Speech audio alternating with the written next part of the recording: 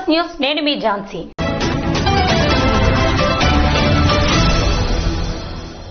పలాస నియోజకవర్గం కంచిలి మండలంలో పోలింగ్ కేంద్రాలను డీఎస్పీ శివరామరెడ్డి గురువారం పరిశీలించారు. శ్రీకాకుళం జిల్లా ఇచ్చాపురం నియోజకవర్గం కంచిలి మండలం పలు పంచాయతీల్లో ఉన్న సచివాలయ నామినేషన్ కేంద్రాలను పలాస రేంజ్ డీఎస్పీ శివరామరెడ్డి పరిశీలించారు. ఈ సందర్భంగా ఆయన మాట్లాడుతూ శాంతి భద్రతలను కాపాడే విధంగా స్థానిక పోలీసులు చర్యలు చేపట్టాలని ఆయన ఆదేశించారు. ఈ కార్యక్రమంలో సోంపేట సీఐ, కంచిలి ఎస్ఐలు ఉన్నారు.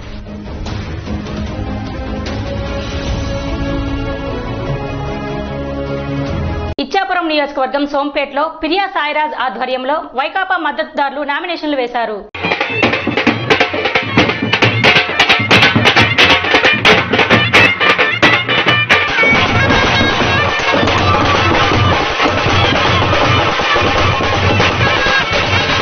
శ్రీకాకుళం జిల్లా సోంపేట మండలం పలాసాపురం పంచాయతీ ఆఖరి రోజు నామినేషన్ల ప్రక్రియలో భాగంగా పార్టీలకు అతీతంగా పలాసాపురం పంచాయతీ సర్పంచ్ అభ్యర్థి శివాజీ నామినేషన్ దాఖలు చేశారు. ఈ నామినేషన్ కార్యక్రమానికి ముఖ్య అతిథిగా డీసీఎంఎస్ చైర్మన్, మాజీ ఎమ్మెల్యే పిరియా సాయిరాజు హాజరయ్యారు. ఈ నామినేషన్లకు భారీ సంఖ్యలో గ్రామ ప్రజలు, మహిళలు హాజరయ్యారు.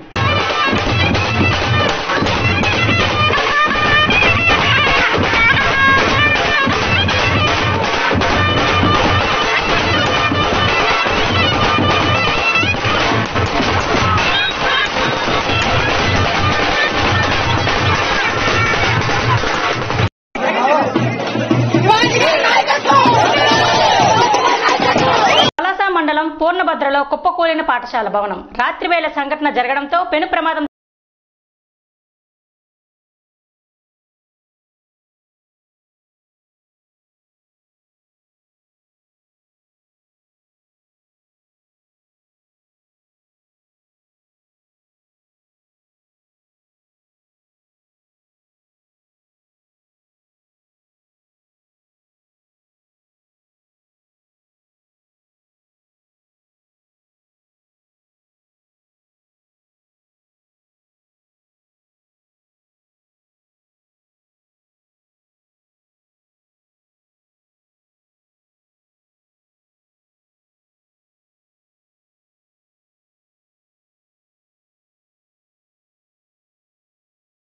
మహాశౌర్యయాగం పూర్ణాహుతితో బుధవారం ఘనంగా ముగిసింది.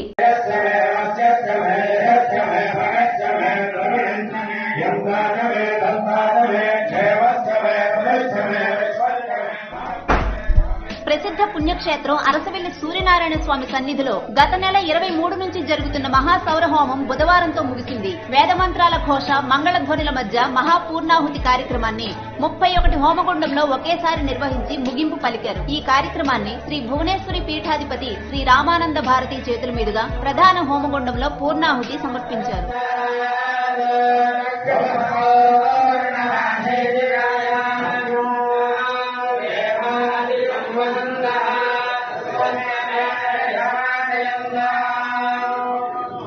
ఇచ్చాపురం నియోజకవర్గం కవిటి మండలంలో రెండో విడత స్థానిక సంస్థల ఎన్నికలు నామినేషన్ల ప్రక్రియ సందడిగా జరిగింది.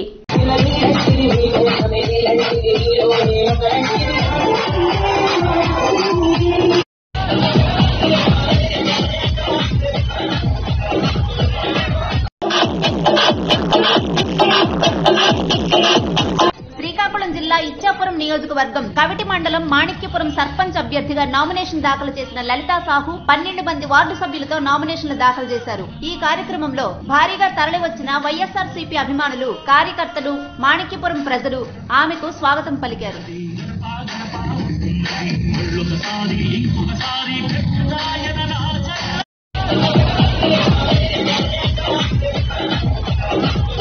నరసన్నపేట మేజర్ పంచాయతీ స్థానిక సంస్థల ఎన్నికల్లో సర్పంచ్ అభ్యర్థిగా పోటీ చేస్తున్న బూరెల శంకర్ ప్రచారంలో దూసుకుపోతున్నారు.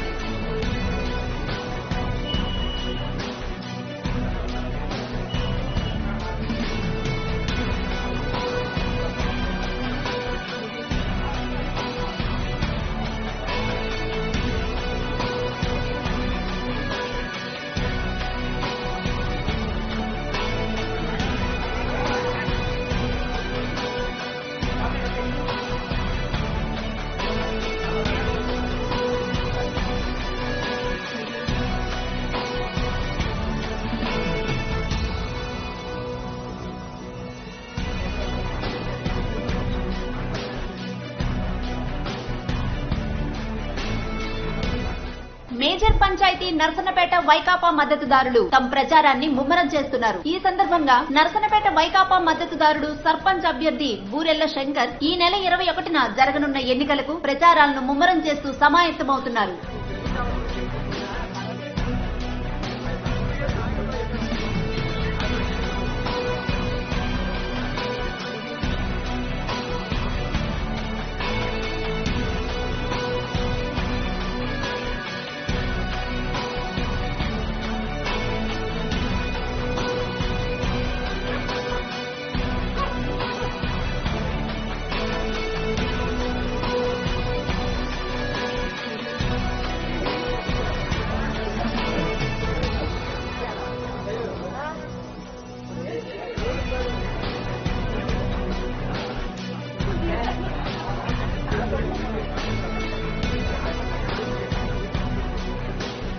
వైకాపా నాయకులు మాట్లాడుతూ సంక్షేమ పథకాలే తమ అభ్యర్థిని గెలిపిస్తాయని ధీమా వ్యక్తం చేశారు. గురువారం మధ్యాహ్నం పొండరీకాక్ష కాలనీ, కొత్త స్టేట్ బ్యాంక్ వీధి, నాయుడు వీధి, భవానీపురం, కొత్త వీధి తదితర వీధుల్లో ప్రచారాన్ని నిర్వహించారు.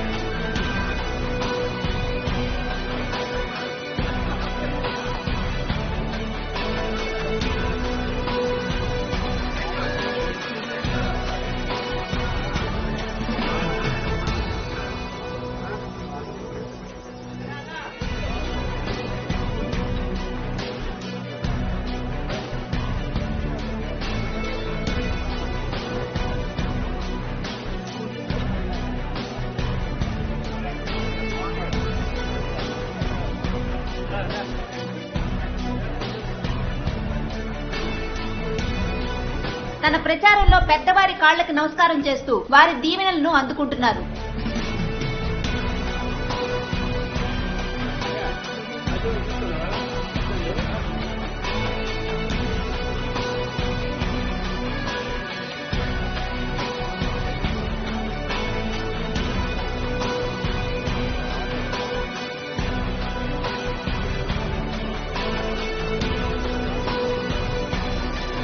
ప్రచారంలో భాగంగా స్థానిక మహిళలు హారతులతో స్వాగతం పలికారు.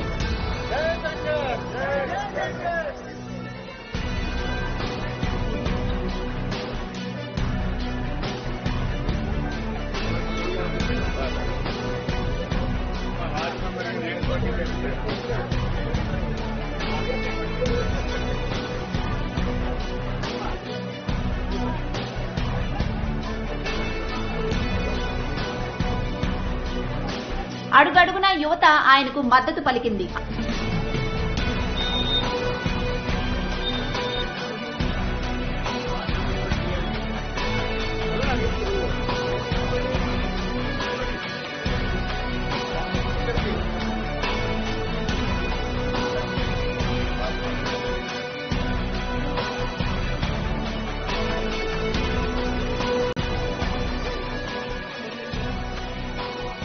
ఆయనతో పాటు మాజీ ఉప సర్పంచ్ కె చంద్రభూషణ్ గుప్తా, మాజీ జడ్పీటీసీ చింతు రామారావు, మాజీ మార్కెట్ కమిటీ అధ్యక్షుడు ఆరంగి మురళీధర్, కృష్ణప్రసాద్, నర్సన్నపేట వ్యవసాయ మార్కెట్ కమిటీ అధ్యక్షుడు పొన్నాల దాలినాయుడు, బంకుపల్లి శర్మ, ఎన్ ఈశ్వరరావు, బంగారు రమణ, పొట్నూరు సత్యనారాయణ, సాసుపల్లి కృష్ణబాబు తదితరులు ప్రచారాల్లో పాల్గొన్నారు.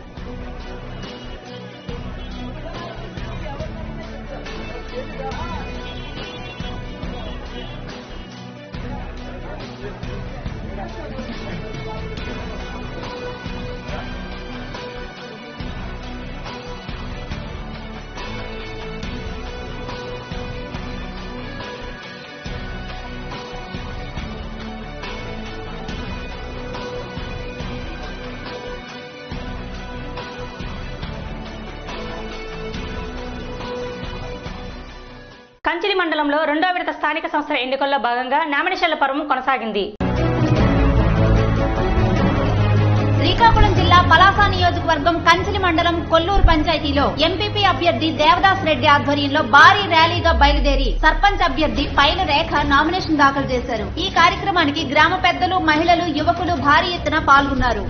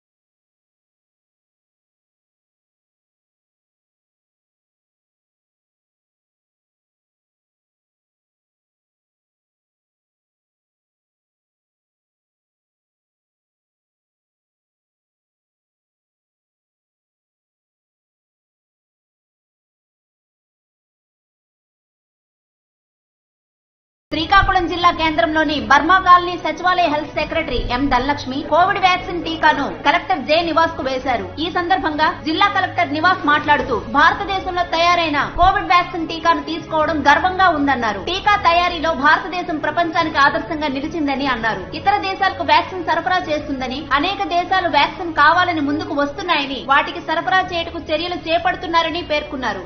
జిల్లాలో జనవరి 16వ తేదీన వైద్యులు, వైద్య సిబ్బందికి వ్యాక్సిన్ ఇచ్చే కార్యక్రమం ప్రారంభమైందన్నారు. ఇప్పటికీ 14,000 మంది వైద్య సిబ్బంది టీకా తీసుకున్నారని చెప్పారు. ఫ్రంట్ లైన్ వర్కర్లకు టీకా ఇచ్చే కార్యక్రమం జిల్లాలో ప్రారంభమైందని, ఇప్పటికి 27,000 మంది నమోదు చేసుకున్నారని తెలిపారు. టీకా వలన ఎటువంటి ఇబ్బందులు కలగలేదని, సురక్షితమైనదిగా ఇప్పటి వరకు ఉందని ఆయన పేర్కొన్నారు. దశల వారీగా టీకా అందరికీ అందుతుందని ఆయన చెప్పారు. 14,000 మంది హెల్త్ వర్కర్స్, అలాగే ఇంకా మన ఫ్రంట్ లైన్ వర్కర్స్ దాదాపుగా 4,000 మంది, అంటే మొత్తం కలిపితే జిల్లాలో ఇప్పుడు దాకా 18,000 మంది దాకా మనం వ్యాక్సినేషన్ వాళ్ళు వేసుకున్నారు. ఇప్పుడు మన జిల్లాలో ఉన్నటువంటి రెవెన్యూ అండ్ అలాగే సెక్రటేరియట్ సిబ్బంది, వాలంటీర్స్ మరియు మున్సిపల్ సిబ్బంది వాళ్ళందరికీ కూడా రెండో విడతలో 27,000 మందికి మనం వేయాలని చెప్పి సిద్ధం చేసుకున్నాం. ప్రజల చేతిలో ఉన్న ఒకే ఒక్క ఆయుధం ఓటు. అటువంటి ఓటును తోటాగా మార్చి ప్రభుత్వం గుండెల్లో దిగేలా వాడే అవకాశం వచ్చిందని తెలుగుదేశం పార్టీ నాయకులు కిమిడి కళా వెంకట్రావు అన్నారు.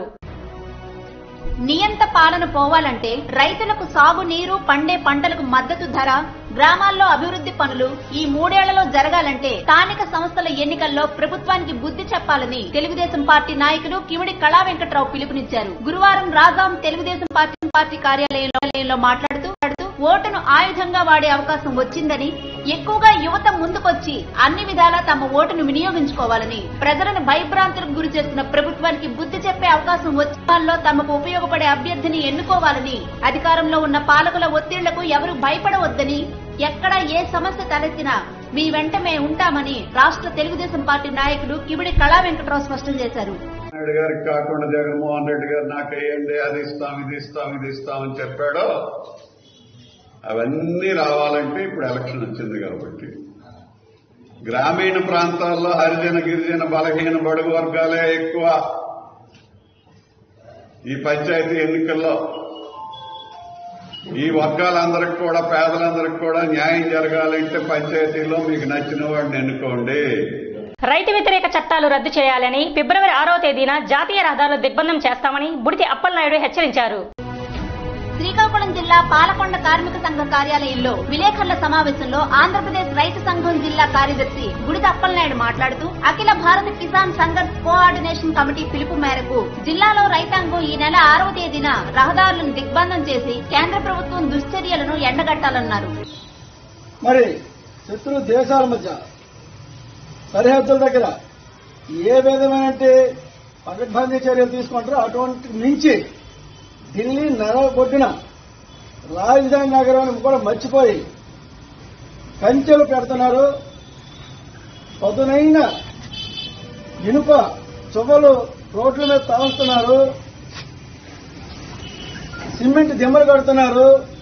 ఏం జరుగుతుందో వైపరీత్యం ఎట్లా జరుగుతుందో ఏమో తెలియదు కానీ రైతాంగ ఉద్యమాన్ని నీరుగార్చడానికి బహుళ సంస్థలని బలోపేతం చేయడానికి ప్రభుత్వం నడుము కట్టుకుంటుంది అనడానికి ఇది ఒక ఉదాహరణ చెప్పొచ్చు. చరిత్ర సృష్టించిన నరసనపేట విద్యార్థి సీఏ పరీక్షా ఫలితాల్లో ఉత్తీర్ణత సాధించిన రోహిత్ గాడ్గే 2020 డిసెంబర్లో నిర్వహించిన సీఏ పరీక్షా ఫలితాల్లో రోహిత్ గాడ్గే ఉత్తీర్ణత సాధించారు.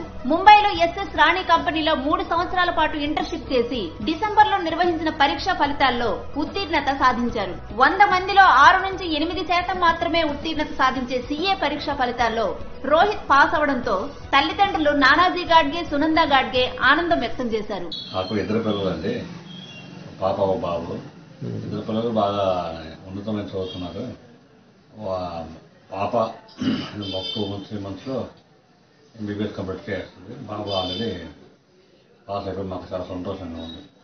మా ఇద్దరు పిల్లలు ఉన్నత చదువుల్లో రాణిస్తున్నారని, మా కుమారుడు సీఏ పాస్ అయ్యాడు, మా కుమార్తె మరో 3 నెలల్లో ఎంబీబీఎస్ పూర్తి చేయనున్నది అని, తమ కుమారుడు కష్టానికి తగ్గ ఫలితం లభించిందని ఆనందం వ్యక్తం చేశారు. రోహిత్ 1 నుండి 4వ తరగతి వరకు శ్రీకాకుళం శేర్వాణిలో విద్యను అభ్యసించి 5-6 తరగతులు ఆనందపురం జంక్షన్ వద్ద గుడిలోవలో చదివాడు.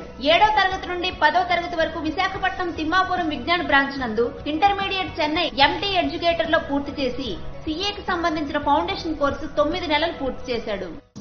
నేను 10th క్లాస్లో ఉన్నప్పుడే మా స్కూల్లో సీఏ గురించి మాకు చెప్పారు. అప్పుడు నేను సీఏ తీసుకుందామని డిసైడ్ చేసుకున్నాను. సీఏ ఇంటర్మీడియట్ చెన్నైలో జాయిన్ అయ్యాను, ఎంటీ ఎడ్యుకేషన్ ఇన్స్టిట్యూషన్లో. ఇంటర్ 2014-15లో పాస్ అయిపోయాను. తర్వాత ఇంటర్న్షిప్ 3 years ఉంటుంది, అది ముంబైలో తీసుకున్నాను. 2018లో ఇంటర్న్షిప్ అయిపోయింది. తర్వాత సీఏ ఫైనల్ 2019లో స్టార్ట్ చేశాను. 2019, 2020లో మొన్న రిలీవ్ అయిపోయాను, పాస్ అయిపోయాను. మా స్కూల్లో చెప్పారు, అంటే ఇంజనీరింగ్ తర్వాత ఎంబీబీఎస్ ఎలా ఉంటుంది ఫ్యూచర్ అవన్నీ చెప్పారు. అప్పుడే సీఏ గురించి కూడా చెప్పారు. అప్పుడు నేను డిసైడ్ చేసుకున్నాను సీఏ తీసుకున్నాను. ఇంట్లో కూడా నీకు ఇష్టం వచ్చింది చేయమన్నారు, ఇంట్లో ప్రోత్సహించారు. బయట కూడా చాలామంది కష్టపడాలి కానీ కష్టపడితే అయిపోద్దని చెప్పి ఏదో తక్కువ ఉంటుంది అంటారు, కానీ హార్డ్ వర్క్ చేస్తే ఒక 1 attempts కాకపోయినా తర్వాత క్లియర్ అవ్వచ్చు. అంత కష్టం అనుకున్నంత కష్టమైతే కాదు, హార్డ్ వర్క్ చేస్తే క్లియర్ అయిపోతుంది. నేను ఇంటర్న్షిప్ ముంబైలో చేసినప్పుడు మార్నింగ్ 6:30 నుంచి 9:30 క్లాసెస్ అయ్యేవి. క్లాస్ అయిన తర్వాత 10కి అలా ఆఫీస్కి వెళ్ళేవాడిని. తర్వాత ఆఫీస్ నుంచి రూమ్కి వచ్చేసరికి 7 అలాగ అయ్యేది, 7:30. తర్వాత 7:30 నుంచి 10 క్లాస్ అయ్యేది. మళ్ళీ ప్రాక్టికల్ ప్రాజెక్ట్స్ అంటే గుజరాత్ ఒక 2-3 months ఉన్నాను. అప్పుడు కొద్దిగా ఎక్స్పోజర్ బాగా ఎక్కువ వచ్చింది. Companies taluka internal and management audit చేశాను. అప్పుడు కొద్దిగా ఎక్స్పోజర్ ఎక్కువ వచ్చింది, బాగా వచ్చింది. నేను ముంబైలో కూడా చాలా కోఆపరేటివ్ బ్యాంక్స్ తాలూకా statutory audit, central statutory audits చేశాను. ఎక్స్పోజర్ కూడా బాగానే వచ్చింది. సీఏ కష్టంగా ఉంటుంది కాదన్ను, కానీ హార్డ్ వర్క్ చేయాలి కానీ క్లియర్ అయిపోవచ్చు.